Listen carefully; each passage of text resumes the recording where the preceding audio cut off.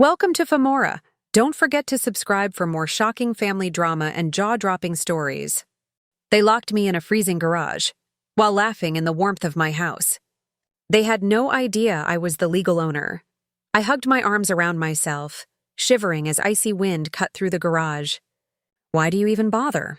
My older brother sneered, leaning against the doorway like he owned the world. My cheeks burned, not from the cold but from humiliation. I was just trying to help, I muttered, teeth chattering. You! Help? Ha! He laughed, the sound echoing cruelly. Everyone knows you're useless. I swallowed hard, staring at the cracked concrete beneath my feet. My parents laughed quietly from the kitchen window, as if watching me freeze was some kind of entertainment. The garage had always been my punishment, my exile. But this time, something inside me snapped. I clenched my fists. I won't stay powerless anymore.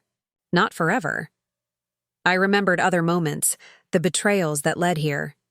Last summer, they had excluded me from our family trip. My brother took all the credit for the project I had spent months perfecting. Even my parents smiled at him, patting his back. And I? I was invisible. Don't let them win, Lena had whispered to me once, her hand squeezing mine. You're stronger than they think. I'd nodded, grateful for her faith, but doubt still gnawed at me. Then came the twist I hadn't expected. While cleaning some old papers in the attic, I stumbled on a dusty folder. Inside, legal documents confirmed something I'd never imagined. The property we lived on legally belonged to me.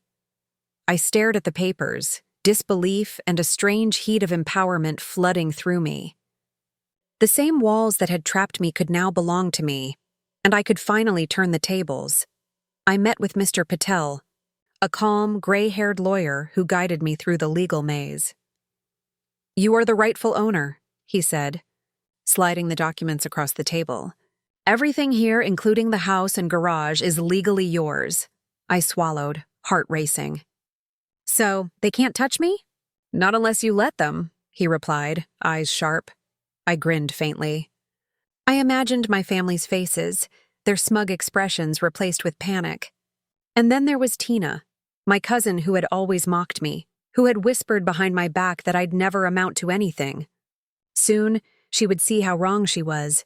This realization lit a fire inside me. I had power now.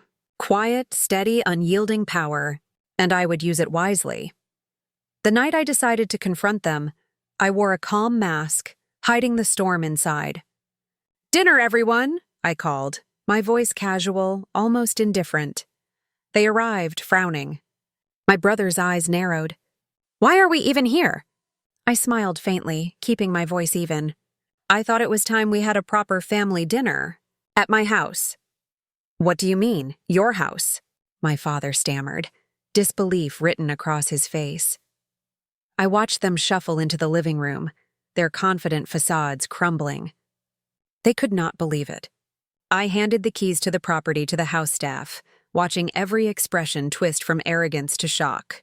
You can't be serious, my brother shouted, his voice cracking. I am, I said softly, savoring the silence that followed.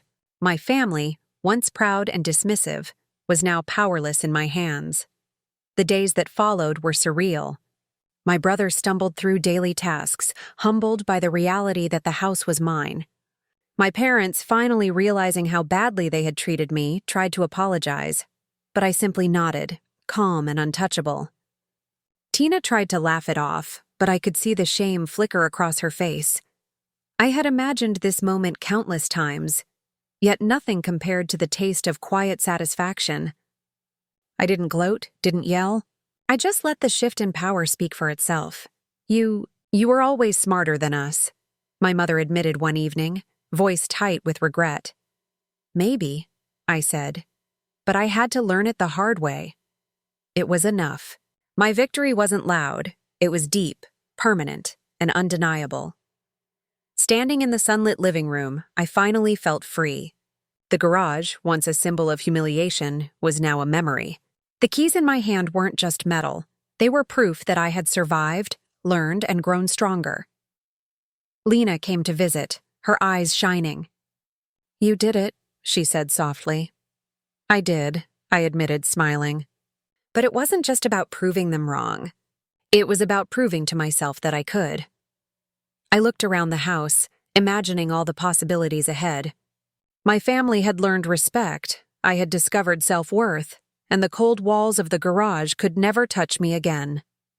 For the first time, I felt the warmth of control, power, and peace.